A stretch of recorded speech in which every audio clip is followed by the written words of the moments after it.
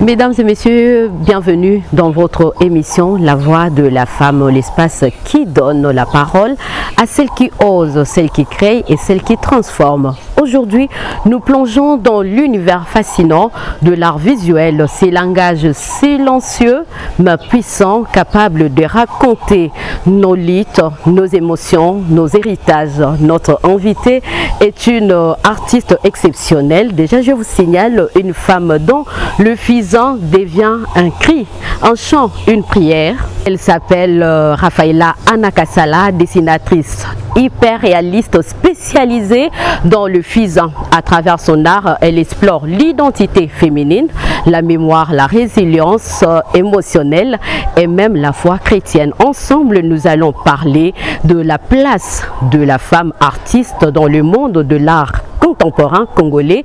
Un sujet profond et nécessaire. Restez avec nous, mesdames et messieurs, pour ces moments d'inspiration et de réflexion.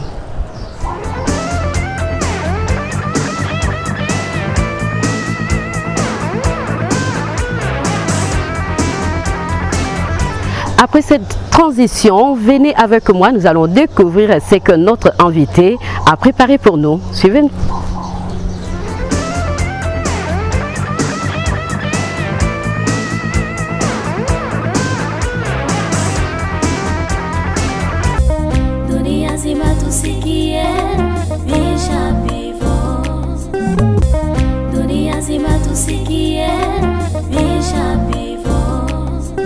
Je suis Rafaela Anakassala Semba, artiste dessinatrice spécialisée dans les dessins hyper réalistes au fusain. J'ai commencé les dessins depuis les bas âges et aujourd'hui je me spécialise plus dans l'art du fusain, le fusain qui est un médium comme la peinture et qui me sert d'élément principal pour créer mes œuvres. Je suis diplômée à l'Institut des Beaux-Arts en 2022 en décoration d'intérieur et présentement je suis étudiante en architecture à l'ISAI.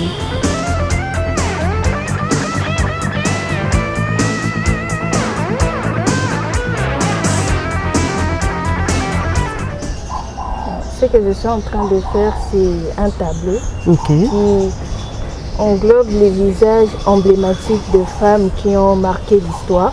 Tout à fait. Et de différents pays, de différentes époques et dans différents domaines. Là, il y a 14 figures de femmes qui ont marqué l'histoire du monde. Mais aussi, j'ai intégré le visage de ma mère qui, pour moi, est ma première héroïne. Et c'est grâce à elle que je suis là aujourd'hui. Mais comme vous pouvez le voir, il y a des écrits au fond. Ce sont des noms de femmes qui, elles aussi, ont apporté un plus dans le monde.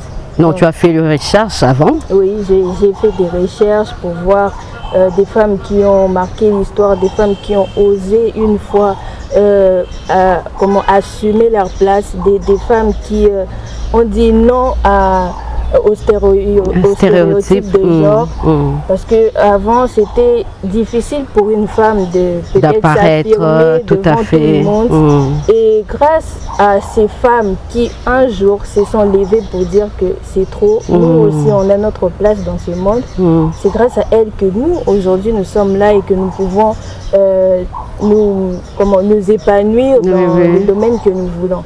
Donc là, il y a le visage de Nzinga Mbande qui était une reine dans le royaume Congo.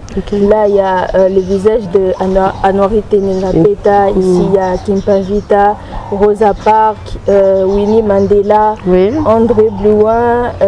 Là, c'est le visage de Myriam Makeba. Et puis là, Frida Kahlo qui était aussi une artiste. Là, c'est une musicienne, Angélique Kidjo. Et puis là, il y a le visage de ma mère que je n'ai pas encore fait. Donc, voilà, tu vas terminer quand même. Oui. D'accord. C'est une ébauche pour montrer que derrière ces visages, il y en a encore plusieurs. Et nous tous, femmes, nous sommes porteurs d'histoire. Nous sommes porteurs d'un héritage qui transcende les temps. Parce que ces femmes nous ont légué leur lutte, leur courage. Et c'est avec ça que nous suivons les traces. Jusqu'aujourd'hui. Waouh, c'est merveilleux. Alors moi, j'aimerais savoir comment ça te vient en tête. Tu t'assois juste comme ça, tu rêves de dessiner quelque chose? Alors pour ces dessins, je voulais normalement les faire pour la journée de la femme. Oui. Mais il y a eu quelques contretemps et je n'ai pas pu les finir à temps. Mais c'était juste que j'étais assise et j'ai vu la photo d'Anouarit. Et là je me suis dit, pourquoi ne pas créer un dessin qui va en fait honorer la mémoire des femmes qui sont passées avant nous et qui ont marqué l'histoire. Et c'est là que j'ai commencé à faire des recherches, j'ai commencé à chercher. Si vous remarquez bien, il y a des femmes dans différents domaines. Je n'ai pas pris seulement un seul carré. Il y a plusieurs, il y a des musiciennes, il y a des reines, il y a des femmes militantes, etc., des poètes, etc. Et donc, c'est là que j'ai commencé à prendre une figure dans chaque domaine pour créer un ensemble et un dessin. Mais c'est continuel, tu ne vas pas t'arrêter. C'est que sur ce que je vois ici, il y a beaucoup d'autres femmes. C'est toute une liste. Oui, c'est toute une liste. Et elle est tellement longue que si je commence à citer le tout, on ne va pas finir aujourd'hui. Vraiment. Donc, c'est intéressant. Alors, moi, pour cette première partie, je te laisse terminer le dessin. Après, nous allons revenir sur quelques questions que peut-être les téléspectateurs voudront découvrir de toi.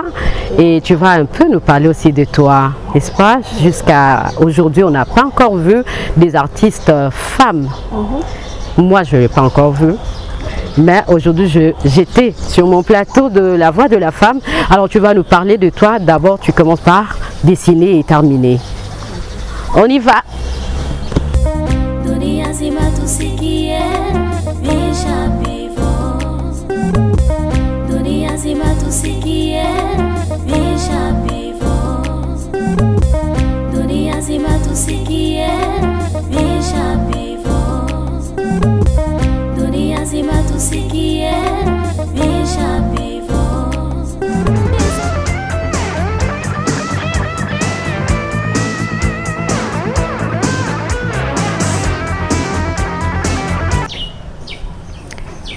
Tu fais comment avant de commencer? Il y a le script que tu écris d'avance?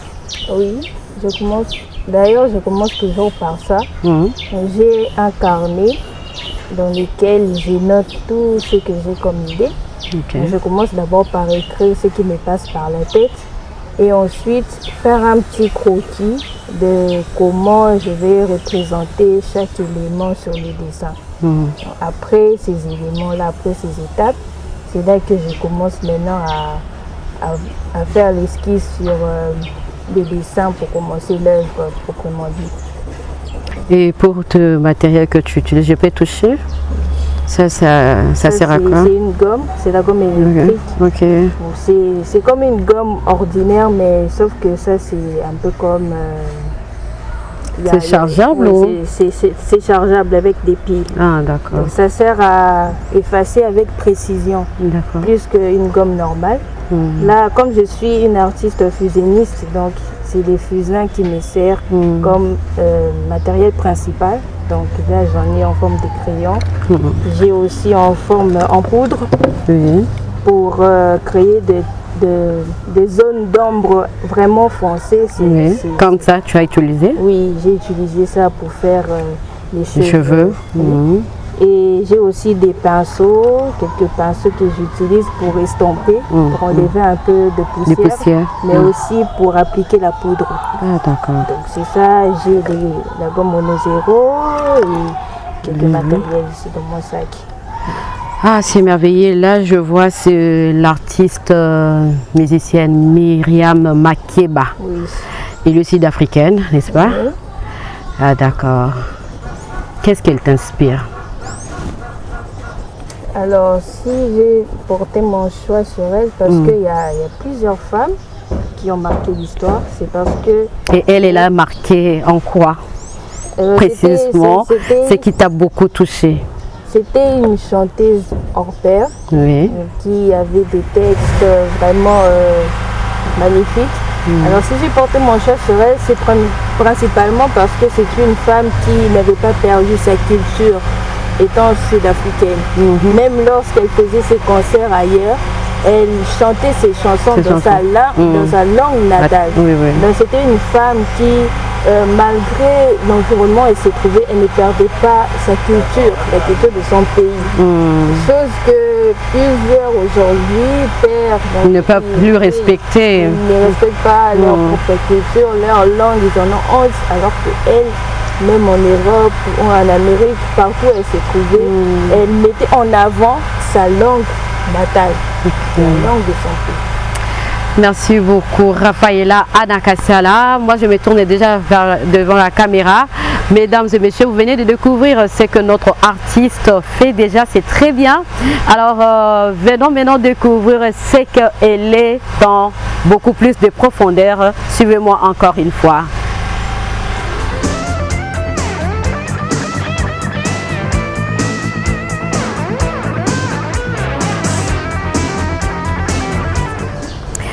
Mesdames et messieurs, voilà, nous nous retrouvons encore devant vous. Alors, Madame Rafaela, comment votre parcours artistique a-t-il commencé et qu'est-ce qui vous a amené vers les dessins hyper réalistes au fusain? Alors, comme j'ai toujours eu l'habitude de le dire, moi et les dessins, c'est depuis que j'étais toute petite. Lorsque j'étais enfant, l'activité principale, mon activité principale était dessiner parce que j'ai passé tout mon temps à dessiner, j'ai dessiné tout le temps.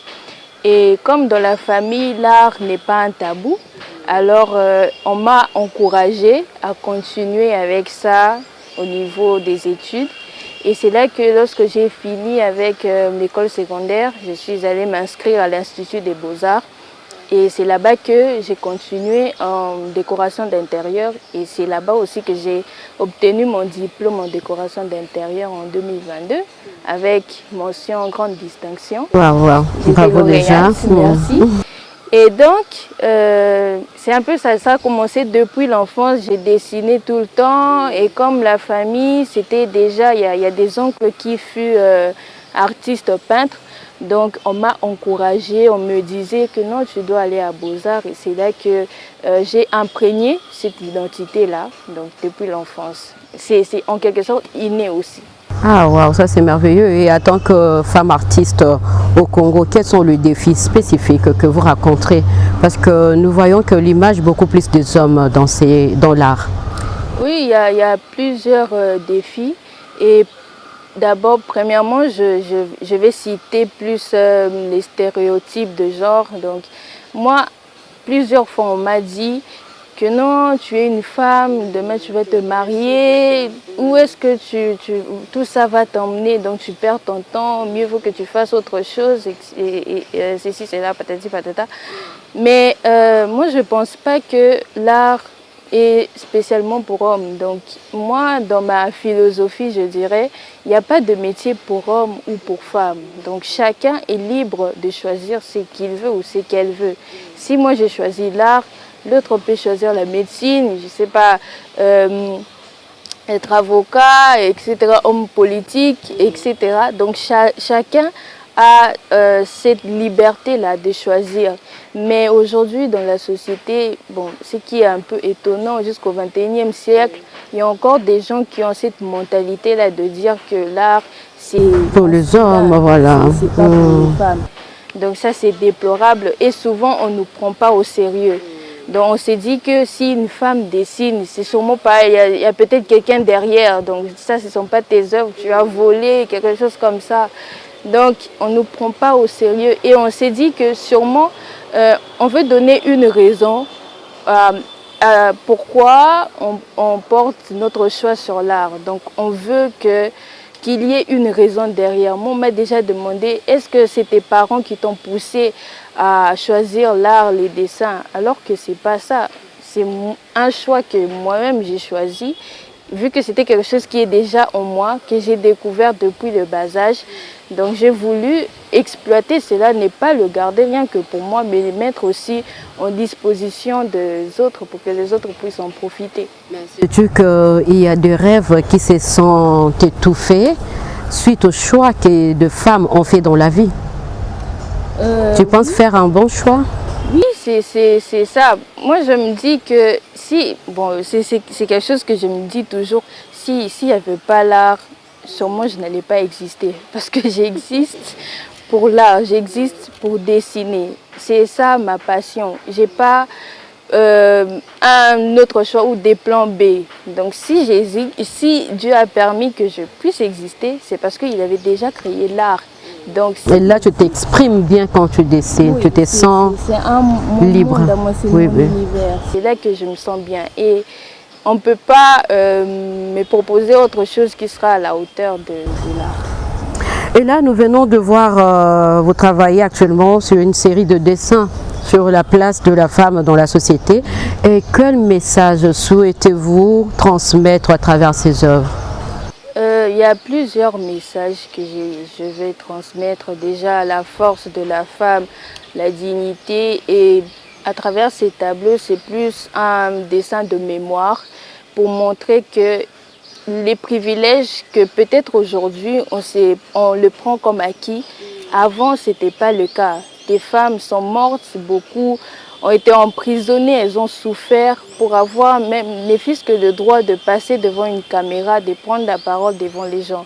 Donc ça, ce sont des choses qu'on oublie des fois, qu'aujourd'hui on les prend pour acquis. Aujourd'hui on veut la liberté d'expression, mais pour dire quoi?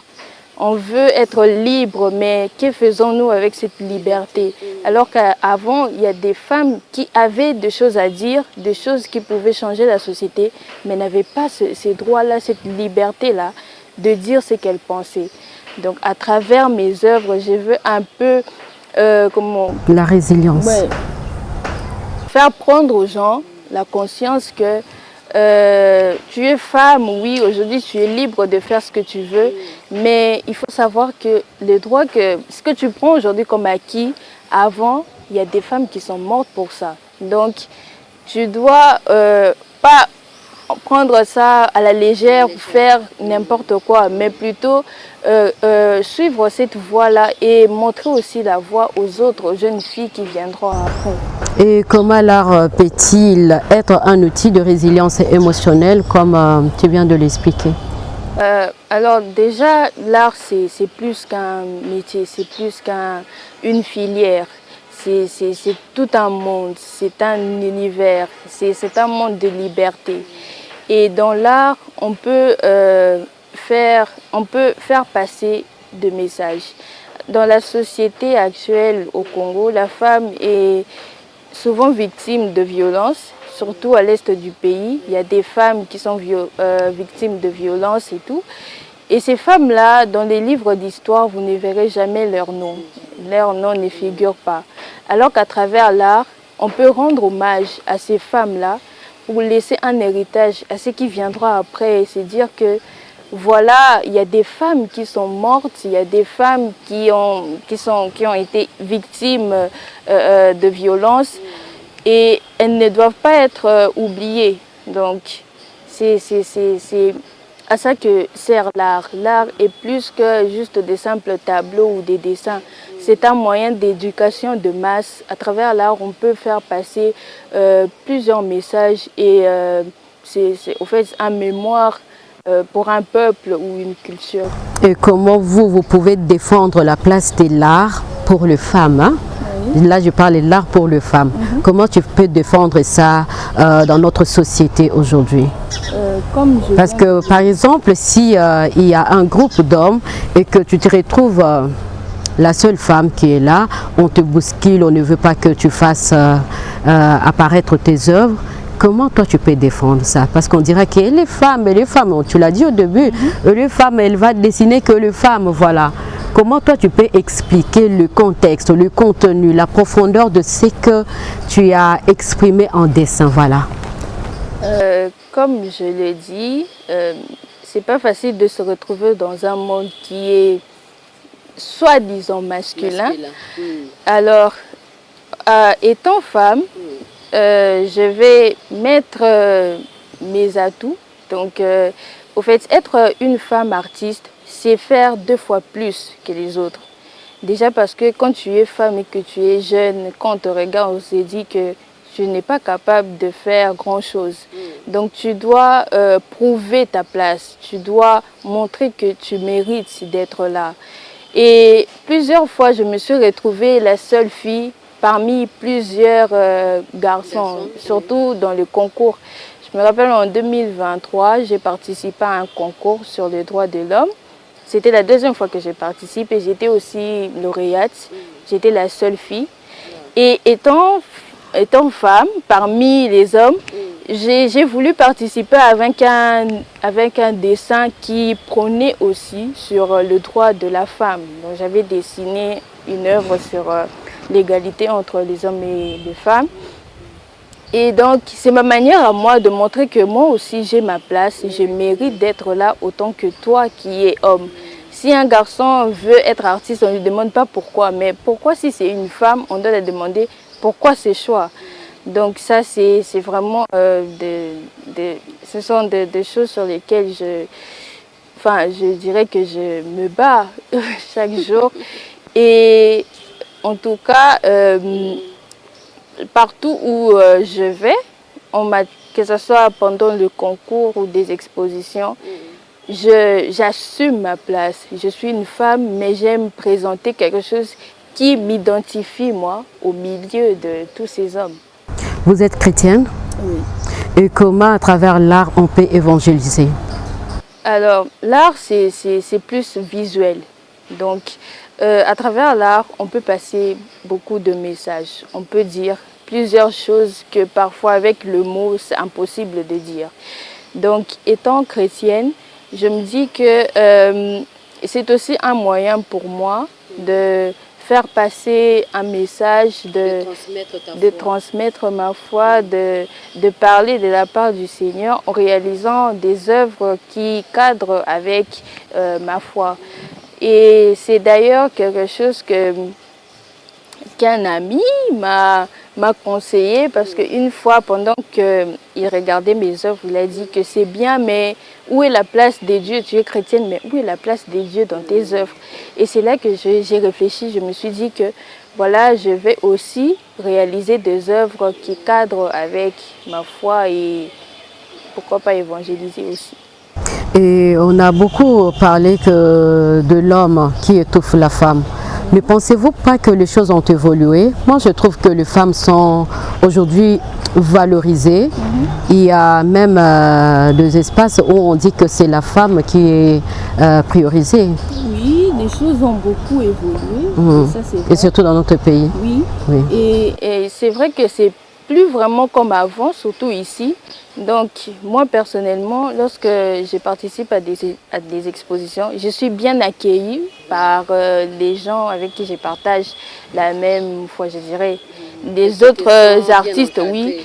Je suis bien accueillie et ils m'encouragent d'ailleurs, ils me disent que non, Raphaëla, il ne faut pas t'arrêter, il faut continuer.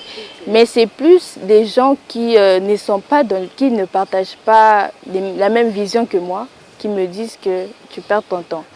Donc les choses ont évolué, oui, mais ce n'est pas à 100%. Il y a encore des têtes qui pensent que c'est seulement pour hommes. Mais en tout cas, c'est plus comme avant, qui était vraiment très difficile pour les femmes d'évoluer dans un domaine comme l'art. Et ici à Kinshasa, je peux dire sur le plan national ou local, il y a des artistes femmes qui vous influencent? Tu as déjà y rencontré quelques-unes? Bon, ici, je dirais oui, il y a quelques-unes, mais il y a une principalement que j'ai vue. Elle était passée faire une exposé à l'Institut des Beaux-Arts pendant que j'étudiais là-bas. Et c'est Géraldine Tobé.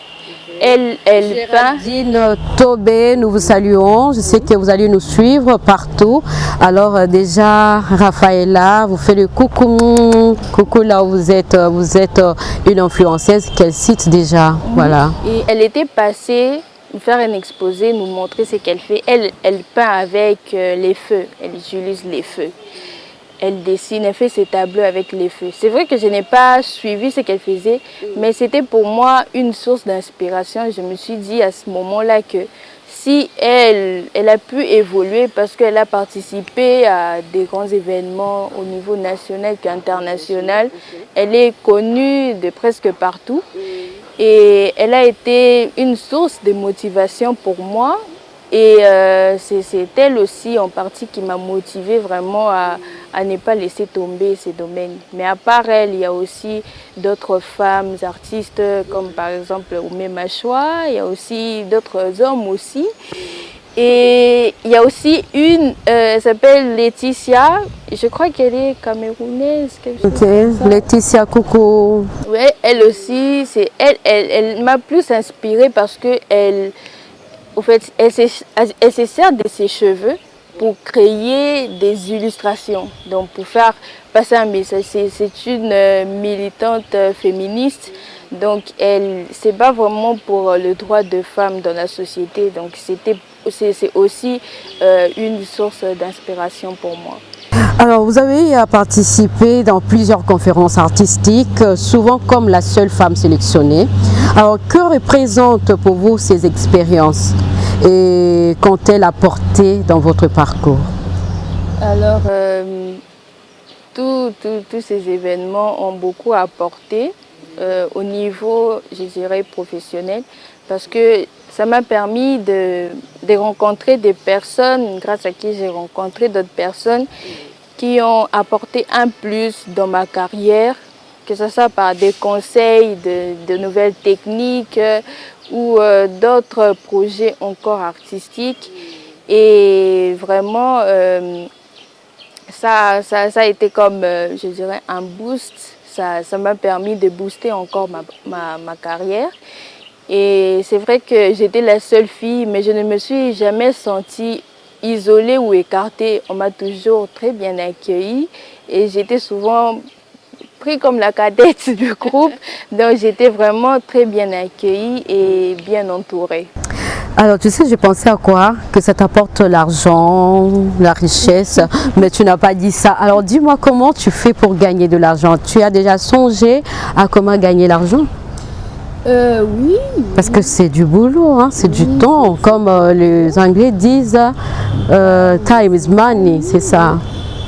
Alors, moi, personnellement, lorsque je participe à une exposition, c'est vrai que je suis là pour vendre, mais lorsque j'ai créé mes œuvres, premièrement, ma motivation numéro 1, c'est d'abord montrer ce que je sais faire.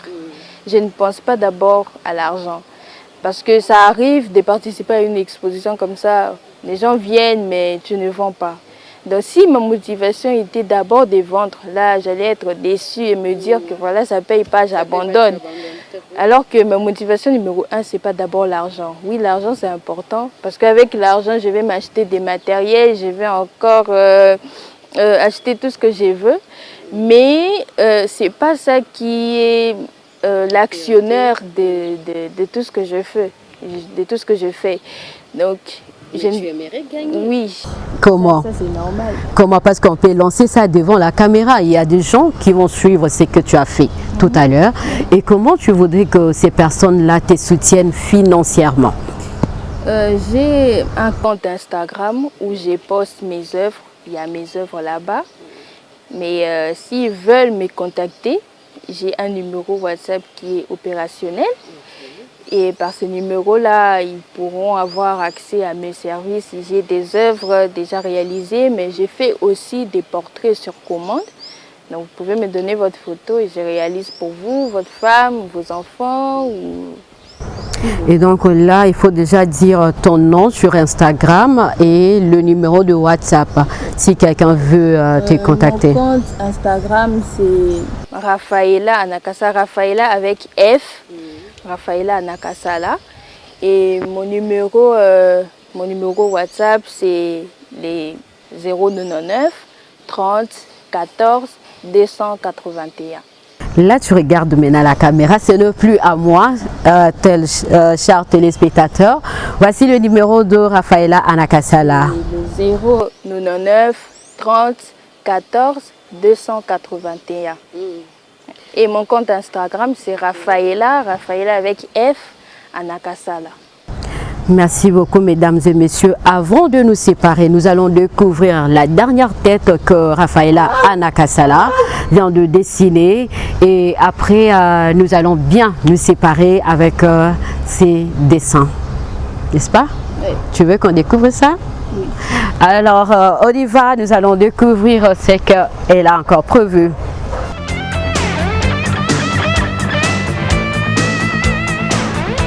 Chers téléspectateurs, merci d'avoir été avec nous dans cette plongée au cœur de l'art et de la féminité. Ce que nous retenons aujourd'hui, c'est qu'au-delà de mots, le trait d'un crayon peut porter un message fort que la femme artiste congolaise, malgré le défi, continue de tracer son chemin, d'élever sa voix et de transmettre l'invisible. Merci à vous tous de nous avoir suivis jusqu'à la fin et merci à Rafaela Anakassala pour cette générosité, cette foi et cette force douce qu'elle a partagée avec nous. Derrière la caméra, je ne peux pas oublier bien sûr Maurice Molila qui a tout organisé. Et voilà, à vous tous et n'hésitez pas de nous écrire sur les numéros qui vont s'afficher et vous allez aussi participer si vous voulez. Surtout, n'oubliez pas de soutenir notre artiste Rafaela Anakassala. Merci encore une fois à toute l'équipe de Michapi Voice TV et à vous tous. Portez-vous bien. Moi, j'aime toujours dire bonne santé chez vous.